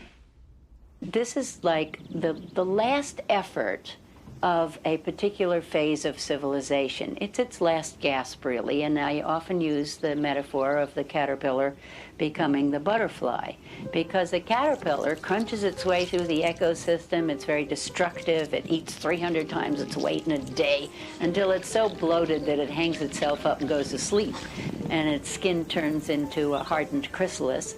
And then in its body you get these imaginal cells, biologists actually call them that, forming within the caterpillar's body. The caterpillar's body then actually becomes a nutritive soup for those cells.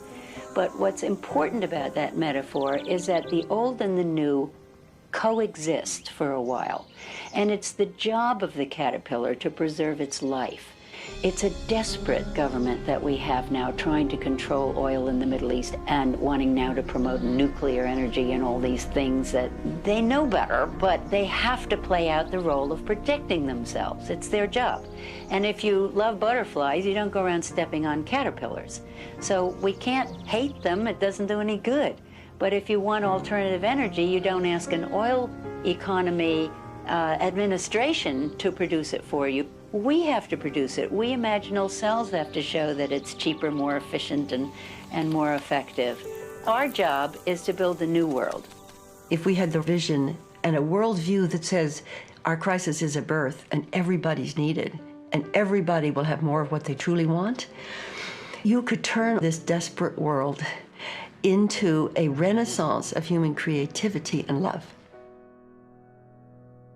It may seem that the controlling elite has all the cards, but we have many advantages of our own. First, let's talk numbers. Very few people are consciously perpetrating the domination agenda.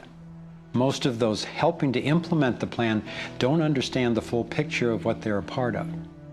By my calculations, we outnumber the actual architects of the plan by more than 1,000,000 to 1 in the US alone.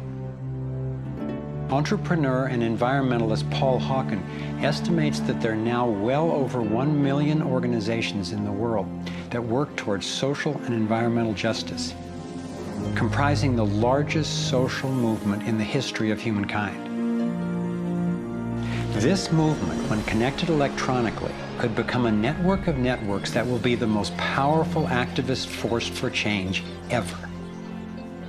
If you look at the people who are involved with restoring this earth and stopping the damage and resisting the depredation and nurturing change and reimagining what it means to be a human being, and you're not optimistic, then you might want to get your heart checked, because there is an extraordinary, beautiful, gorgeous, fierce group of people in this world who are taking this on.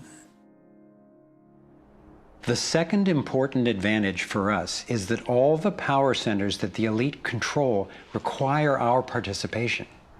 If enough of us withdraw our support, their plan can't work. This is true of the central banks, the military, the corporate media, the government, and more. And following the models of Mahatma Gandhi and Martin Luther King Jr., we have the power of nonviolent non-participation. It takes tremendous energy, resources, and deception to try to dominate the lives of others. In moving toward freedom, on the other hand, we have on our side the evolutionary life force and what Gandhi called satyagraha, the simple power of truth.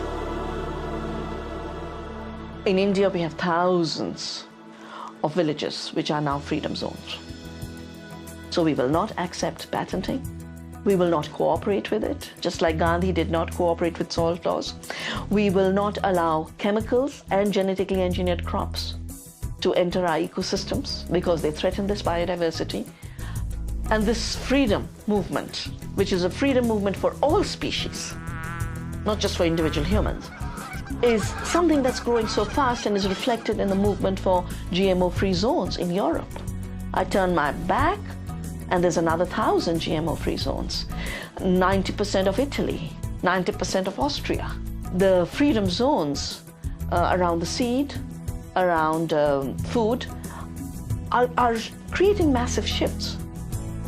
In Bolivia, a grassroots movement took to the streets, relentlessly banging pots and pans, and eventually stopped the foreign corporate takeover of their water resources. Though very little is shown by the corporate media, there are countless success stories going on every day all over the world.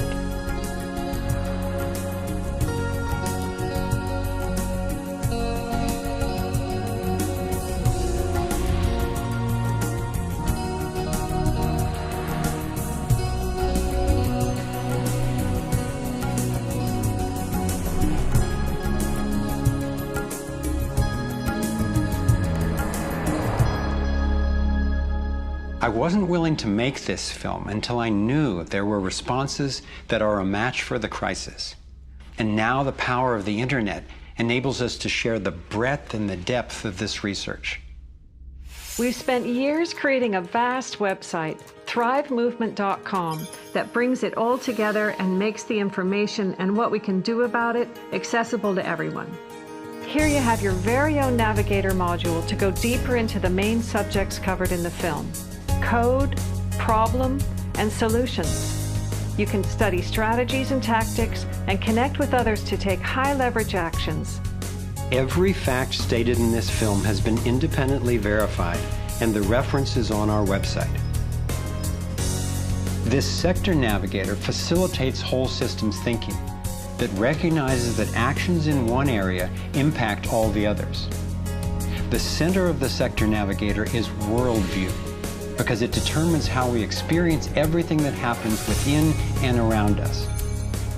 In every sector, you'll find critical issues, resources, group strategies, and individual actions to peacefully and productively affect real change. Our resource tree will link you to the people, organizations, and media that we most recommend to help you get more fully educated and engaged. I was encouraged to find that there are a minimum number of actions which, working together, can tip the scales. It's not endless. Once we see the big picture, we'll look at what each of us can do to help accomplish it. Let's take a look at the strategic antidotes to their economic domination.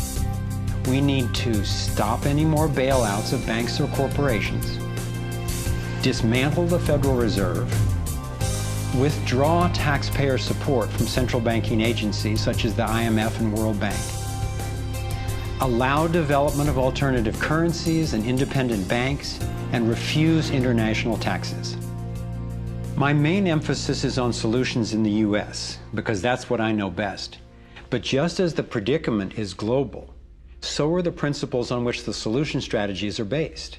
Here are some tactical actions that we can take as individuals that don't take much time or money to make a real difference right now.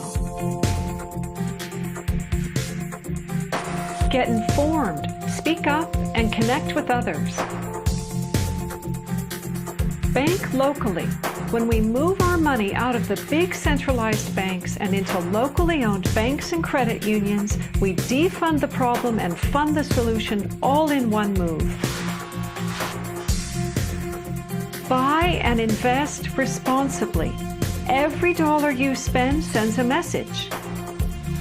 Join the movement to audit and end the Federal Reserve. It's robbing us. Join a coalition to keep the internet fair and open. Don't let anybody take control over it.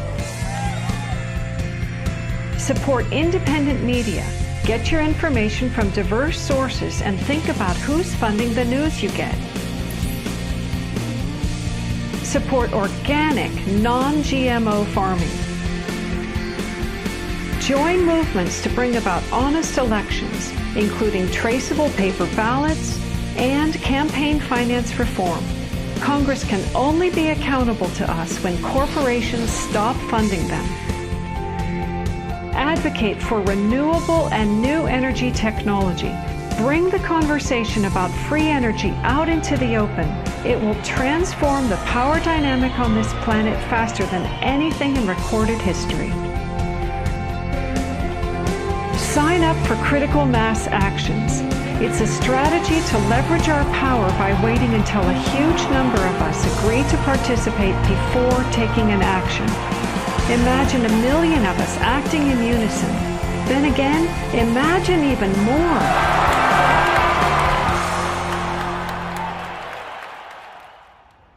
I've been inspired by how many grounded solutions and real-life problem solvers there actually are. Aquila Sherrills is one person whose work especially touched me. He helped broker a gang truce between the Crips and Bloods. One of the things that we discovered in the process of waging peace in the neighborhood was that conflict is healthy. You know, it's unresolved conflict that actually leads to violence. When we first launched the peace treaty, we had a lot of success in our first year. Gang homicides dropped 44% in the neighborhood based upon our actions. Aquila describes what happened when two rival gang leaders finally met after the truce. The brother came up to him and told him, man, look, I know you got some hard feelings for me. You know, maybe I got some hard feelings for you. He said, but because of this truce, man, he said, I'm willing to put all of that to the side. And he stuck out his hand. He hugged him and he said he closed his eyes because he was preparing for a sharp, a knife to enter his back. He was waiting for the, for a bullet, to be shot into his stomach. But he said after a few moments, he held that embrace. He realized that, that it was genuine. I believe that having a clear picture of our potential is as important as uncovering what stands in its way. So I want to take you to a possible world of the future. It's a world the elite would have you believe is an impossible pipe dream, but I'm convinced it's a world that is utterly within our grasp. We can create a world where people can thrive, where we can feel safe and secure. The air, water, and food are clean. A world where communities are capable of producing their own energy and food, and trade is open and fair. Rather than focusing on punishment, instead justice restores lives and losses. Insurance pays doctors to keep people healthy. Education is voluntary, serving the needs of individuals instead of corporations. We get honest feedback from independent media. There are no subsidies and no bailouts. Imagine that with an honest money system, little or no taxes, and low electric and fuel bills, you would have the money to pay off your home and car and be free to save and invest. You would enjoy more wealth, freedom, and security, all while working the same or probably less. Let's say I started a mutual fund for my neighborhood, and all the neighbors had stock, okay? And so they healed the environment, and their stock went up in value. So instead of getting drained financially, they're making money. They're making money from things that make their kids safer and prevent the planet from dying. So you kind of have your cake and eat it too. Instead of working all week to make money and then coming home and trying to save the planet on the weekends, you can spend Monday through Friday making money saving the planet and then, go to the beach. This vision of a thriving world is based on what could be called the liberty perspective. There is a simple principle that underlies this approach: non-violation. Nobody gets to violate you or your property, and you don't get to violate anyone else, except in genuine self-defense. This is the one rule I've found that every single person agrees with, at least for themselves. I believe that non-violation is the true north of humanity's moral compass and our core navigating insight. This insight can guide us and protect each and every individual as we set up voluntary, self-sustaining systems. It is a way of living that I can stand for wholeheartedly and without reservation. I've been profoundly influenced by the work of Austrian economist Ludwig von Mises, who developed a whole philosophy and economic system based on the core ethic of non-aggression. Motivated by having witnessed the ravages of communism and fascism in Europe, he committed his life to finding a just way. He recognized that those systems, as well as socialism and even democracy, wrongly assume the rights of the collective, or the group, to be more important than those of the individual. I had always gone along with the view that more people will thrive if we consider the group's needs above the individual's. But when I took a closer look, I found it doesn't really work that way. In the name of what's best for the group, governments have been responsible for most of the war, death, and destruction on the planet. More than 200 million individuals were killed in the 20th century alone. So how would applying the principle of non-violation change this dynamic? It would take us from incremental change of a fundamentally flawed system to a complete transformation where not just some, or even the majority, but everyone could truly have the opportunity to thrive. In order to implement the principle of non-violation, it makes sense to me to honestly re-examine our past, because it doesn't work to try to build a healthy living system on top of an unhealthy one. We have to go back to the most fundamental acts of injustice upon which the country was founded, in the seizure of the lands of the people and the slaughter of their women and children, in the rendering destitute most of the remnants of these people, is such a grievous wrong that we believe that we have to deal with that, to come to grips with that in a fundamental way. Understanding that they're not wrongs that were done and completed 150 years ago. They're wrongs that are continued every single day. So you have, through the history of North America and the United States, over 500 treaties signed with indigenous nations where every single one of them now has been violated. You have, in fact, a tremendous amount of wealth having been generated from indigenous peoples' lands and resources, and billions of dollars every year still being generated by corporations and European nations based on the continued exploitation of indigenous peoples' lands and resources. If we didn't have large corporations, if we didn't have Western governments defining how you and I were to relate to each other, living here in North America now together, how would we relate to one another? How would we make it different? It's going to take time and courageous effort to shift the consciousness and accomplish the tasks that will move us toward the world I'm talking about. And yet I know of no greater gift that we could give to future generations. We can't do everything at once. I envision 3 overlapping stages of the solutions process. In stage 1, we bring as much integrity as possible to our current systems. If we cut the US military budget in half, it would still roughly equal the defense spending of the entire rest of the world. Between that and getting rid of the Federal Reserve, over $1 trillion a year would be freed, enough to feed everyone on our planet, deal with social issues, and heal our environment. Many people believe that widespread starvation and poverty are inevitable, but compared to war, eliminating poverty and restoring the environment are cheap. According to Lester Brown's Earth Policy Institute, it would take under $200 billion a year to restore the Earth's environment and meet global social goals. But this stage isn't the end goal of the liberty perspective. While stage 1 has a lot of the compassion typically associated with a liberal Democrat agenda, stage 2 reflects much of the wisdom of the traditional conservative worldview. In stage 2, we shrink government's role to protecting individual liberty and stewarding things we share in common, like ecosystems and the airwaves we use to communicate. As the system gains integrity and we move to sound currency, people will have enough money to have more control over everything that affects them. Stage 3 grows out of the increasing freedom that people gain in stages 1 and 2, as they have more money and more time.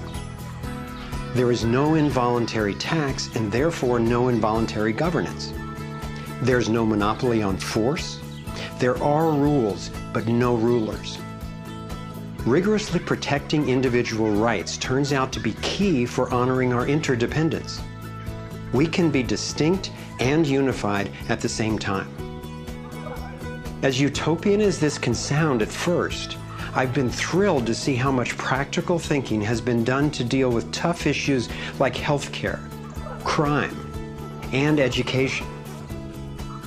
These 3 stages validate the best of both the liberal and conservative perspectives that have divided us for so long, and then reconcile them at a new level, around non-violation, a core ethic we all share. Stage 3 honors human incentive and finally includes the rights of not just many, not just most, but everyone. The Torus provides a template for a society based on integrity and wholeness. It conserves what's working. It has built-in feedback so it can self-correct and innovate to maintain balance. We can apply these and other features of the torus dynamic to our human social systems. I truly believe that aligning consciously with the fundamental life energy pattern at every level, physical, emotional, mental, interpersonal, and environmental, is ultimately the art, the science, and the celebration of love. And that's what we're here to learn. The fundamental insight of our interconnectedness changed the way I approach everything. In my own life, I found a practical expression of this philosophy in the modern, nonviolent martial art of Aikido. It offers powerful guidance on how to respond effectively and non-aggressively to the global domination agenda. Morihei Ueshiba, its founder, taught that to practice Aikido, one must mimic the movements of atoms and galaxies. Just as free energy technology blends with the toroidal pattern to access unlimited power, Aikido, the way of harmony, blends with the energy of an attacker, redirecting it to peaceful resolution.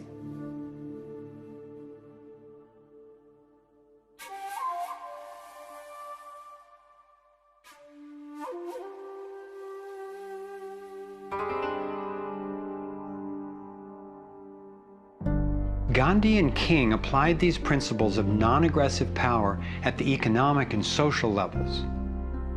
If we respond with violence to the domination agenda, other than in self-defense, it would only continue the old us versus them paradigm and provide an excuse for even more police state measures. I believe that it's essential, both morally and strategically, that we take the path of non-aggression. There is another aspect of the torus that has profound implications for how we can respond to the challenges before us. It is the absolute stillness, the 0 point, that lies at the center of each toroidal system. I believe that you and I, as well as every other being, are torus energy fields, centered by stillness and each connected to one another and to the boundless consciousness of a living universe. As much as I benefit from the experience of others, as highlighted here with the Navigating Insights, and as valuable as daily feedback is about what's really going on in the world, as we see with the vitals, I've come to recognize that our primary compass is our own inner guidance. As we learn to quiet the noise and amplify the inner signal, we can better hear the voice that naturally knows and offers wise direction. We have an entire inner life, a vibrant and lively inner life that is truly the navigator of the path that we take on the outside. If your inner life is the driver of how you show up in the world, it makes sense that if you want to have anything to do with where you're going, that you have to be in relationship to that inner life. You have to be in relationship to the driver. As we develop increased relationship to who's in the driver's seat, what happens is there is a synergy. It's a symbiotic relationship that our inner lives are actually able to be more in tandem with where we're choosing to go, and we're able to get there. We're not nearly as insignificant in our impact as we think we are. In order to heal the world, we have to start telling a different story to ourselves. We have to start engaging in a different story with others. It's our collective story that manifests as the world.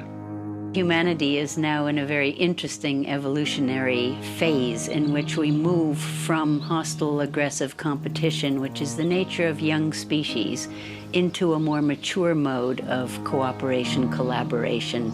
There's no question in this country that money, that capital is being increasingly concentrated in the hands of a few. And those who are so powerful are concentrating it further. But there is a force that's more powerful, and that's the power of the people. When we look at the crises now, it is so easy to fall out of love with life. It is so easy to get pessimistic and desperate. But from my perspective, the crisis has matured to the point of being on the threshold of mass awakening, and that feeling inside me gives me the vitality to know that no matter how small what I'm doing looks to me in the face of these huge problems, that the impulse of evolution is not small. And when it's in everybody who's waking up, it's huge. And as more and more of us are waking up, linking up, and daring to speak up, the scheme for global domination is being exposed. And we're discovering solutions that can create the world we yearn for and deserve. Again and again throughout history, When people have recognized tyranny rearing its cruel head, they've come together and stood up for liberty. I am confident humankind will look back on this period and be proud that when we saw, we acted. Thank you for coming on this journey with us. I'm convinced we have what it takes to thrive. Let's make it happen.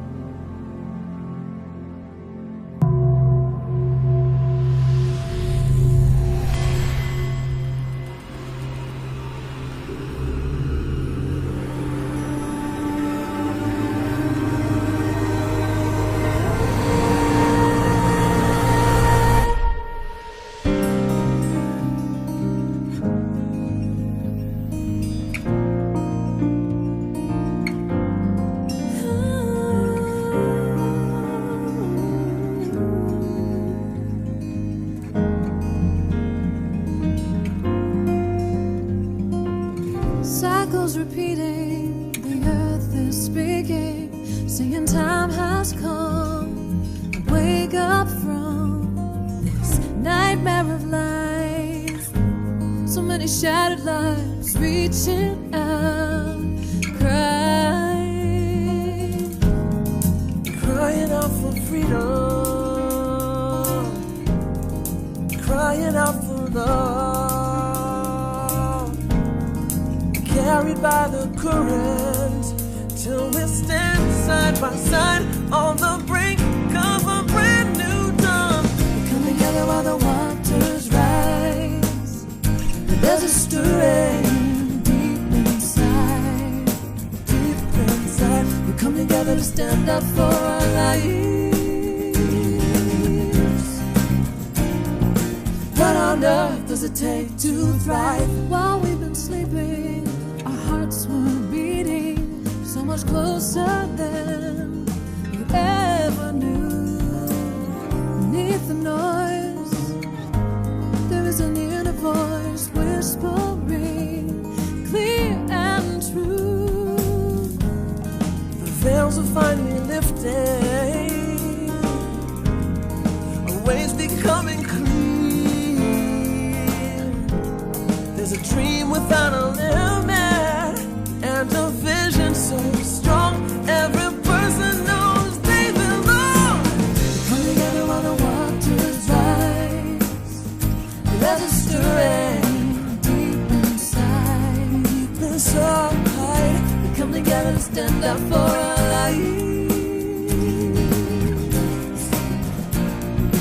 What on earth does it take to thrive? Come together while the waters rise.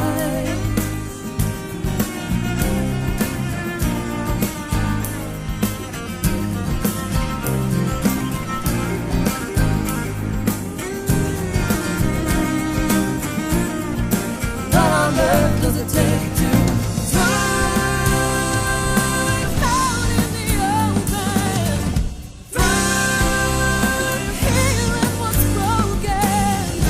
Every heart, every life, living our place in it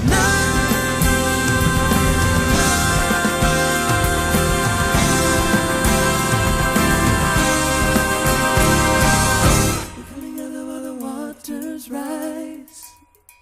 There's a stirring deep inside, deep inside. Come together to stand up for our lives.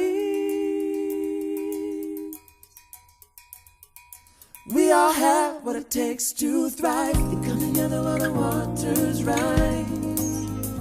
There's a stirring deep inside, deep inside. We come together to stand up for our lives.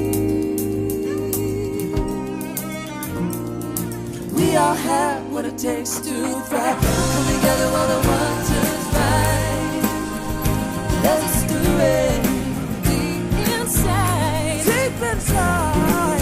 We come together to stand up for our lives. We all have what it takes to thrive. Come together while the waters rise. There's a stirring deep inside, deep inside. Come together to stand up